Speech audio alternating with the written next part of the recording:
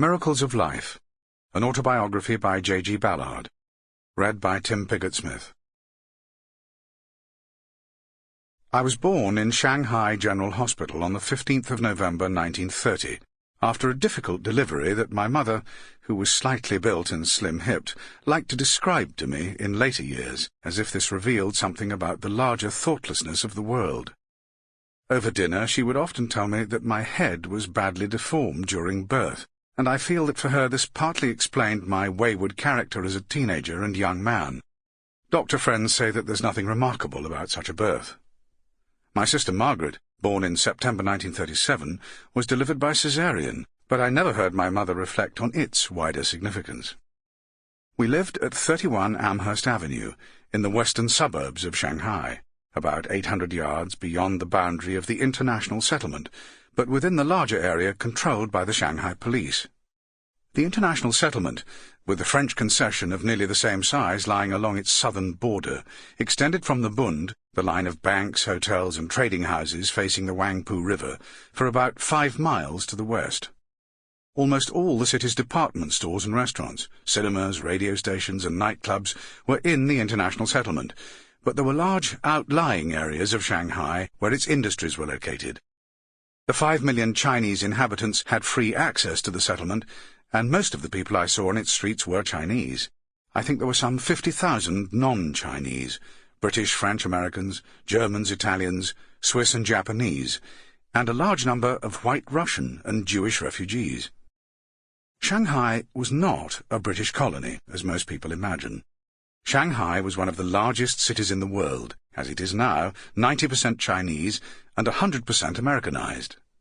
Bizarre advertising displays, the honor guard of 50 Chinese hunchbacks outside the film premiere of The Hunchback of Notre Dame sticks in my mind, were part of the everyday reality of the city, though I sometimes wonder if everyday reality was the one element missing from the city.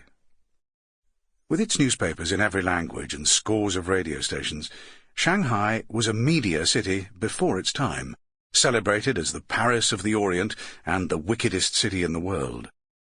Unlimited venture capitalism rode in gaudy style down streets lined with beggars showing off their sores and wounds. Shanghai was important commercially and politically, and for many years was the principal base of the Chinese Communist Party.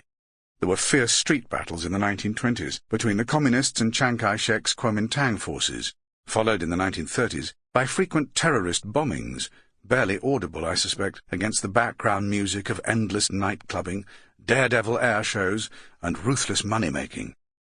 Every day, the trucks of the Shanghai Municipal Council roamed the streets, collecting the hundreds of bodies of destitute Chinese who had starved to death on Shanghai's pavements.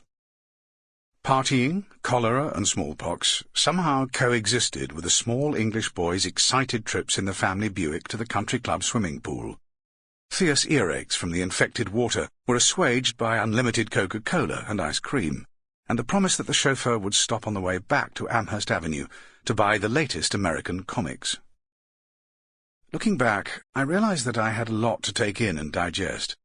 Every drive through Shanghai, sitting with the White Russian nanny Vera, supposedly to guard against a kidnap attempt by the chauffeur, though how much of her body this touchy young woman would have laid down for me I can't imagine, I would see something strange and mysterious, but treat it as normal. I think this was the only way in which I could view the bright but bloody kaleidoscope that was Shanghai. The prosperous Chinese businessmen, pausing in the bubbling well road to savour a thimble of blood tapped from the neck of a vicious goose tethered to a telephone pole. Young Chinese gangsters in American suits beating up a shopkeeper. Beggars fighting over their pitches. Beautiful White Russian bar girls smiling at passers-by. I used to wonder what they would be like as my nanny compared with the morose Vera. Nevertheless, Shanghai struck me as a magical place. There was always something odd and incongruous to see. A vast firework display celebrating a new nightclub, while armoured cars of the Shanghai police drove into a screaming mob of rioting factory workers. The army of prostitutes in fur coats outside the Park Hotel, waiting for friends, as Vera told me. Open sewers fed into the stinking Wangpu River, and the whole city reeked of dirt, disease, and a miasma of cooking fat from the thousands Sample complete. Ready to continue?